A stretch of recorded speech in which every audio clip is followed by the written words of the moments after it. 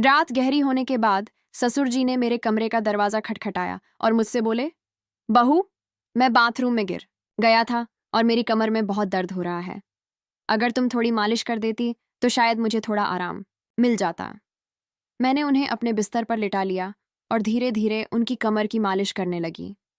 पर इसके बाद जो हुआ उसकी आप कल्पना भी नहीं कर सकते, क्योंकि इसके बाद मेरी पूरी जिंदगी बिखर गई थी। हेलो दोस्तों, आज की इस अनोखी कहानी में आप सभी का स्वागत है। मेरी शादी के 5 महीने बाद ही मेरे पति का देहांत हो गया था और मेरी जिंदगी में ग्रहण लग गया था। मेरे पिताजी ने बड़ी मुश्किल से मेरी शादी करवाई थी, लेकिन 5 महीने के अंदर ही मैं फिर से अपने मायके वापस आ गई थी। मेरे मायके में मेरी माँ नहीं थी। जब मैं 10 साल की थी तभी मेरी माँ का देहांत हो गया था।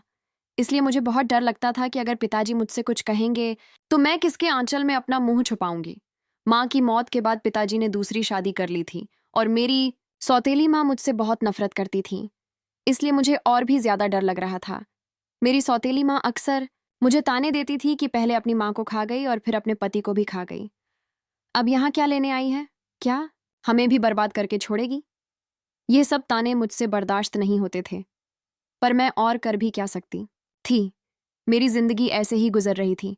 फिर अचानक एक दिन मेरे ससुर जी हमारे घर आए और उन्होंने मेरे पिताजी से कहा कि वह मुझे फिर से अपने घर ले जाना चाहते हैं। मेरी सौतेली माँ ने तुरंत ही हाँ कर दिया, लेकिन मेरे पिताजी ने कहा, अब आपका बेटा इस दुनिया में नहीं है, तो आप मेरी बेटी को क्यों ले जाना चाहते हैं? इस पर मेरी सौतेली माँ ने मेरे पिताजी से बहस करना शुरू कर दी और कहा, इसमें इतना सोचने की क्या बात है? वह अगर कह रहे हैं कि वह प्रिया को ले जाना चाहते हैं तो उन्हें ले जाने दीजिए ना। आपको इतनी तकलीफ क्यों हो रही है? और वैसे भी प्रिया उनके घर की बहू है। उनके बेटे की मौत हो गई है तो क्या हुआ, वह अपने ससुराल तो जा ही सकती है ना। माँ के इस झगड़े के बाद पिताजी ने कहा, अगर मेरी बेटी वहां खुश रहेगी तो मुझे कोई दिक्कत नहीं है। प्रिया अगर जाना चाहती है तो आप उसे जरूर ले जा सकते हैं। मेरे ससुर जी ने मेरी तरफ देखा और कहा, चलो कपड़े वगैरह लेकर आओ। मैंने भी सोचा कि यहाँ रहकर सौतेली माँ के ताने सुनने से अच्छा है कि अपने ससुराल जाकर सुकून से रहूं। मैं ससुर जी के साथ वापस ससुराल आ गई थी। यहाँ पहुंचने के बाद मैं अपने कपड़े बदल रही थी कि तभी मेरे ससुर जी मेरे कमरे में आ गए और बोले, बहू 1 कप चाय बना लाओ। मैंने जल्दी से अपने कपड़े ठीक किए और रसोई में जाकर चाय बनाने लगी और चाय बनाकर ससुर जी को दे दी। चाय पीते हुए उन्होंने मुझसे कहा, प्रिया तुम्हें पता है इस घर में मैं बिल्कुल अकेला हूँ। मेरा बेटा मेरी इकलौती संतान थी और तुम्हारी सास भी गुजर गई है। मैं इसीलिए तुम्हें यहाँ लेकर आया हूँ ताकि मुझे इस घर में अकेला ना लगे। मैंने कहा, पिताजी आप बिल्कुल चिंता मत करें, मैं भी तो आपकी बेटी की तरह हूँ, मैं हमेशा आपके साथ रहूंगी।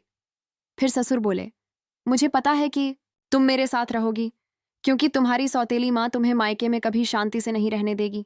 इसी तरह दिन गुजर रहे थे और हम दोनों एक दूसरे का सहारा बने हुए थे। 6 महीने बाद एक रात मैं अपने कमरे में सो रही थी कि तभी देर रात किसी ने मेरा दरवाजा खटखटाया। मुझे समझ आ गया था कि यह मेरे ससुर जी ही होंगे, क्योंकि इस घर में हम दोनों के अलावा कोई और नहीं था और आधी रात को कौन दरवाजा खटखटाएगा। मैंने सोचा कि शायद पिताजी को कुछ जरूरत होगी, तभी देर रात यहाँ आए हैं। दरवाजा खुलते ही मेरे ससुर जी ने मुझे पकड़ लिया और बोले, बहू मैं बाथरूम में गिर गया था, मुझे बहुत दर्द हो रहा है, अगर तुम थोड़ी मालिश कर दो तो मुझे आराम मिल जाएगा। फिर मैंने उन्हें अपने बिस्तर पर ही लिटा लिया। मैंने उनकी मालिश करना शुरू कर दिया। कुछ देर तक मालिश करने के बाद मैंने नोटिस किया कि ससुर जी मुझे अजीब तरह से घूर रहे थे। ये देख के मैं थोड़ा सहम गई थी। तभी मैं बोली, ससुर जी क्या हुआ, आपको किस जगह पर ज्यादा चोट लगी है? अगर आप कहो तो मैं डॉक्टर को बुला दूं। इस पर ससुर जी ने कहा कि नहीं बेटा, तुम बस मालिश कर दो, इससे ही आराम मिल रहा है। उनकी अजीब सी बातें सुनकर मुझे अब और भी अजीब लगने लग गया था। फिर मैं बोली, ससुर जी आप यहीं मेरे कमरे में ही लेट जाइए। कमर में दर्द लेकर आप अपने कमरे तक कैसे जाएंगे? मैं आपके कमरे में जाकर सो जाती हूँ। मेरी बात सुनकर मेरे ससुर बोले, बेटा तुम मुझे इस हालत में अकेला छोड़कर चली जाओगी। अगर रात को मुझे बाथरूम जाना पड़ा या अगर मुझे किसी और चीज की जरूरत पड़ी तो मैं क्या करूंगा? इससे बेहतर है कि तुम यहीं सो जाओ। कुछ समय बाद मेरे ससुर उठकर मेरे पास आए और बोले, बहू मैं तुमसे कुछ कहना चाहता हूँ, अगर तुम मेरी बात मान जाओ तो ही मैं कहूँगा। उनकी इस बात से मेरा दिल और भी ज्यादा बेचैन हो गया था। मैं चिंतित होकर बोली, बोलिए पिताजी। ससुर जी थोड़ा हंसकर बोले, आज की रात मैं तुम्हारे साथ बिताना चाहता हूँ, क्योंकि अब अकेले अकेले अच्छा नहीं लगता है। मेरी पत्नी के मरने के बाद मैंने सोचा था कि फिर से शादी करूंगा, पर जब बेटे की भी मौत हो गई तो फिर मैंने शादी के बारे में सोचा ही नहीं। पर जब से तुम वापस आई हो, तब से मैं तुम्हारे प्यार में दीवाना हो चुका हूँ। उनकी यह सारी बातें सुनकर मुझे बहुत असहज महसूस हुआ, लेकिन उनकी बात का विरोध करने की हिम्मत नहीं हुई। मैं अपने कमरे में ही सोफे पर लेट गई, लेकिन मुझे नींद नहीं आ रही थी, क्योंकि मुझे बहुत डर लग रहा था। ससुर जी ने मुझसे कहा, बहू, मुझे लगता है मैंने तुमसे कुछ गलत नहीं कहा। मैं चाहता हूं कि तुम मुझसे शादी कर लो, ताकि हमारे रिश्ते को कोई गंदा नाम ना दे। तभी मैं हक्का बक्का होकर बोली, ससुर जी, आप यह सब क्या कर रहे हैं? आप मेरे ससुर हो। ससुर का दर्जा पिता के समान होता है, और आप मुझसे शादी की बात कर रहे हो। आप बोलने से पहले एक बार सोच तो लो कि आप क्या क्या बोले जा रहे हो। तभी मेरे ससुर बोले, देखो बहू, मैं मानता हूं कि मैं कभी तुम्हारा ससुर था, लेकिन तुम्हारे पति को मरे हुए अब 1 साल हो चुका है। जब मेरा बेटा ही नहीं रहा, तो हमारे बीच में ससुर और बहू का रिश्ता कहाँ बचा है? मैं भी अकेला हूं और तुम भी अकेली हो। हम पति पत्नी बनकर जिंदगी भर एक दूसरे का साथ दे सकते हैं। उनकी यह बातें सुनकर मेरा मन विचलित हो गया था। मैं आगे और कुछ भी नहीं बोल पाई। एक और सौतेली माँ के अत्याचार, और दूसरी तरफ ससुर जी का यह अजीब व्यवहार। मैं तो इन दोनों के बीच ही फंस गई थी। जैसे तैसे रात बीती और अगली सुबह मैं अपने ससुर जी की बातों पर सोच विचार करने लग गई। ससुर जी का प्रस्ताव मुझे असंभव लग रहा था, लेकिन वास्तविकता मुझे कुछ निर्णय लेने पर मजबूर कर रही थी। फिर मुझे ख्याल आया कि मैं अपने पिताजी से जाकर बात करती हूँ, लेकिन यह सब बातें अपने खुद के पापा से करने की हिम्मत मुझ में नहीं हुई, क्योंकि मुझे पता था कि पिताजी से बात करने के बाद मेरी जिंदगी में और भी नई समस्याएं आ सकती हैं। इसलिए मैं उनके पास नहीं गई। एक दिन ऐसे ही शाम को फिर से मेरे ससुर जी ने मुझसे कहा, बहू, मैंने तुमसे कुछ गलत नहीं चाहा। मैं बस इतना चाहता हूं कि तुम हम दोनों के सूने जीवन में खुशियां भर दो। मैं अकेले नहीं रह सकता, और तुम भी कब तक अकेले रहोगी? तुम्हें भी तो पति की जरूरत सताती होगी। ससुर जी के मुंह से फिर से यह सब बातें सुनकर मैं तो अंदर से कांपने लगी थी और आगे कुछ बोल ही नहीं पाई। समय धीरे धीरे बीतता चला जा रहा था, और ऐसे ही धीरे धीरे मेरे और ससुर जी के बीच एक अजीब सा संबंध बनता चला जा रहा था। पति की मौत के बाद मैंने सोचा था कि अब मैं इस दुनिया में बिल्कुल अकेली हो गई हूं, लेकिन मेरे ससुर जी ने मेरे प्रति जो भावनाएं जाहिर की थीं, उन्होंने मेरे जीवन को एक नई दिशा में मोड़ दिया। उनके शब्दों ने मुझे भीतर तक झकझोर कर रख दिया था। जब भी मैं सोने जाती थी, तो उनकी कही हुई बातें मुझे परेशान करती थीं। वह कहते थे कि मेरे साथ रहने से उन्हें अपने अकेलेपन का एहसास नहीं होता, और वह चाहते थे कि हम दोनों एक नई जिंदगी की शुरुआत करें। उस रात की बातचीत के बाद मैंने खुद को बहुत असमंजस में पाया। मेरे मन में कई सवाल उठ रहे थे कि क्या यह करना सही होगा? क्या यह समाज के नियमों के खिलाफ नहीं जाएगा? लोग क्या कहेंगे कि पति के मरने के बाद अपने ही ससुर से शादी कर ली? लेकिन कहीं ना कहीं मेरे दिल में यह बात भी थी कि शायद सच में मेरे ससुर अकेलेपन से जूझ रहे हैं। मैंने बहुत सोच विचार के बाद उनसे बात करने का फैसला किया। एक रात मैंने ससुर जी के दरवाजे की कुंडी खटखटाई। उन्होंने दरवाजा खोला और मुझे देखकर थोड़ा हैरान हुए। मैं उनके कमरे में गई और बोली, ससुर जी, मैं आपसे एक बहुत जरूरी बात करना चाहती हूँ। उन्होंने मुझे बैठने के लिए बोला और बड़ी गंभीरता से पूछा, क्या हुआ बहू, तुम इतनी रात गए क्यों आई हो?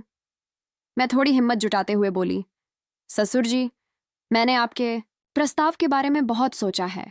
मैं समझती हूँ कि आप अकेलेपन से जूझ रहे हैं और एक साथी की जरूरत महसूस कर रहे हैं, लेकिन इस रिश्ते के लिए मेरी एक शर्त है कि हमारे बीच हमेशा प्यार और सम्मान का रिश्ता रहेगा।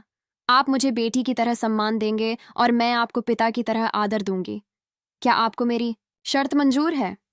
उन्होंने मेरी बात को ध्यान से सुना और फिर कहा, मुझे तुम्हारी शर्त मंजूर है। मैं इस प्यार और सम्मान को हमेशा बनाए रखूंगा। उनकी यह बात सुनकर मेरे दिल का बोझ थोड़ा हल्का हो गया था। फिर कुछ दिनों के बाद हमने एक छोटे से समारोह में शादी कर ली। ये शादी समाज की नज़र में असामान्य थी, लेकिन हमने अपनी स्थिति को स्वीकार कर लिया था। शादी के बाद के दिन मेरे लिए बेहद चुनौतीपूर्ण रहे। गांव ने लोगों ने तरह तरह की बातें करना शुरू कर दिया था। रिश्तेदारों ने भी हमसे दूरी बना ली थी, लेकिन हमने इन सब की परवाह किए बिना अपने जीवन में आगे बढ़ने का फैसला किया। हमारे रिश्ते में धीरे धीरे प्यार और समझ बढ़ने लगी थी। ससुराल में पहले जहां मैं खुद को असहज महसूस करती थी, अब वही घर मुझे अपना सा लगने लगा था। ससुर जी हर संभव प्रयास करते थे जिससे मैं खुश रहूं। उन्होंने मेरी हर छोटी बड़ी ज़रूरत का ख्याल रखा था और मेरी सारी ख्वाहिश पूरी करते थे। वह हर दिन मेरे लिए कुछ ना कुछ खास करने की कोशिश करते थे। कभी मेरी पसंदीदा खाने की चीज़ें लाते थे तो कभी मेरे लिए नई नई साड़ियाँ लाते थे। धीरे धीरे मैंने उनके प्रति एक अलग तरह का आदर महसूस करना शुरू कर दिया था। हम दोनों ने मिलकर एक नई जिंदगी की शुरुआत की थी। ससुर जी अब मेरे जीवन का एक अभिन्न हिस्सा बन चुके थे और अब हमारे बीच का रिश्ता सिर्फ ससुर और बहू का नहीं रहा, बल्कि अब हम दो जिस्म और एक जान हो चुके थे। उन्होंने मेरी बंजर जिंदगी में बरसात की थी। उन्होंने मुझे फिर से हंसना सिखाया था, जीवन को एक नए नजरिए से देखना सिखाया था।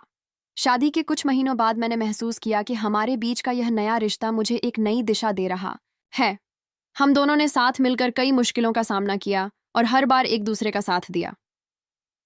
ससुर जी के साथ मेरे इस नए रिश्ते ने मुझे जीवन के कई नए पहलू दिखाए थे। उन्होंने मुझे यह एहसास दिलाया कि जीवन में अगर साथी सही हो तो कोई भी मुश्किल इतनी बड़ी नहीं होती कि उसे पार ना किया जा सके। समाज ने भी हमें बहुत खरी खोटी सुनाई थी, पर हमने किसी की बात पर गौर नहीं किया। हमारे रिश्ते में धीरे धीरे एक नए तरह का प्यार और सम्मान उभरने लगा। उनके साथ बिताए हर पल ने मुझे कुछ नया सिखाया और मुझे एहसास हुआ कि कभी कभी जीवन हमें ऐसे मोड़ पर ले आता है जहां हमें अपने फैसलों पर पुनर्विचार करना पड़ता है। आज मैं अपने ससुर जी के साथ एक नई जिंदगी जी रही हूँ और हमारे बीच का प्यार और सम्मान पहले से भी अधिक मजबूत हो गया है और वह मेरी जिंदगी के सबसे महत्वपूर्ण इंसान बन चुके हैं। कमेंट करके ज़रूर बताइएगा कि आपको ये कहानी कैसी लगी। अगर आपको यह कहानी पसंद आई हो तो इसे लाइक करें और अपने दोस्तों के साथ भी शेयर करें। आगे भी ऐसी रोमांचक कहानियों के लिए हमारे चैनल को सब्सक्राइब करें और बेल आइकन दबाना ना भूलें। सब अपना और अपने परिवार का ख्याल रखना। Thank you.